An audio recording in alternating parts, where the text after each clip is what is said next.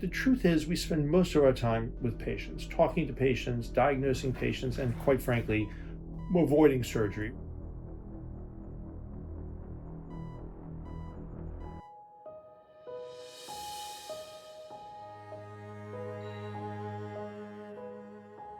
Most spine surgeons operate. That is what they train for. That is what patients expect. Dr. Robert Nucci has been treating spine patients in Tampa Bay for 30 years. And he will tell you the operating room is the last place he wants to send you. So what does a spine surgeon actually do, if not surgery?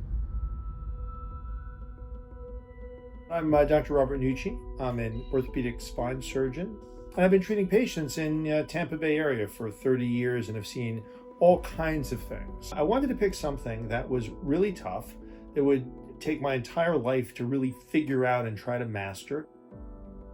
There were patients just weren't being taken care of because people didn't want to do it, didn't want to listen to people complain about their back.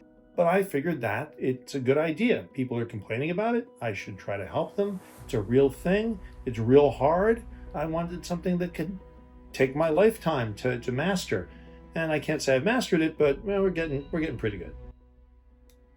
Really, it's the patients, and it's the challenge of the patients.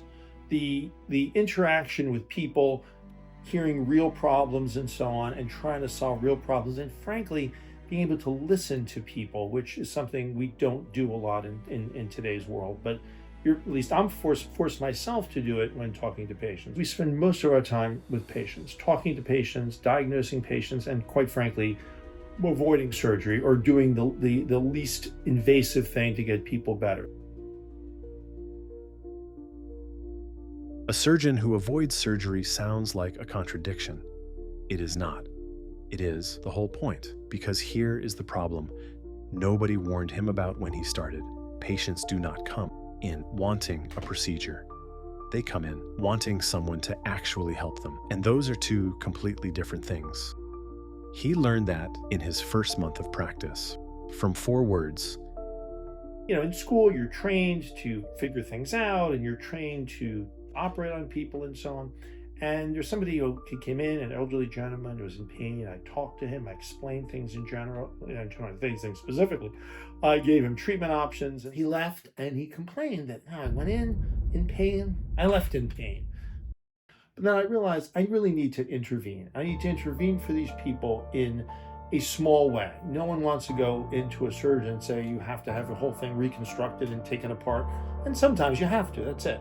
But a lot of times you don't, and you can do smaller things to help people. So I started to go away from these huge procedures of which I was trained and look towards more smaller things that I can do quickly for people, that they get better quickly and actually intervene rather than do nothing or gigantic. 4 words. He had done nothing wrong. He had explained the diagnosis, laid out the options, given the man a plan. But the man did not need a plan. He needed to not be in pain anymore. And those are 2 completely different things. One of the things we do here is we give people hope. We give them an answer. Most of the time, almost all the time, we have an answer to their problem, or at least a partial answer to their problem, so that they have some hope. They're not so frustrated, and it's explained to them in a way that they can understand. If you have ever walked out of a doctor's office with nothing but a referral and a follow-up appointment, you were not imagining it. The system that produces 7-minute appointments does not ask, what does this patient actually need? It asks, what is the fastest way through this patient? Those are not the same question, and the answer you get depends entirely on who is asking it.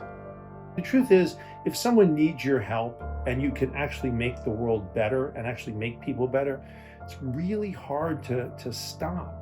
You sort of got to just keep going.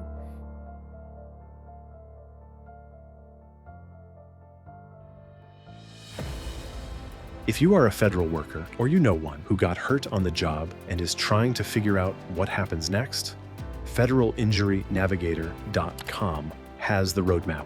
Plain language, step by step, built by a physician who spent 30 years watching what happens when people don't get there in time.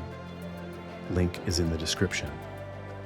And in the next video, the 4 words that patient said changed everything. The story of what he actually did about it is next.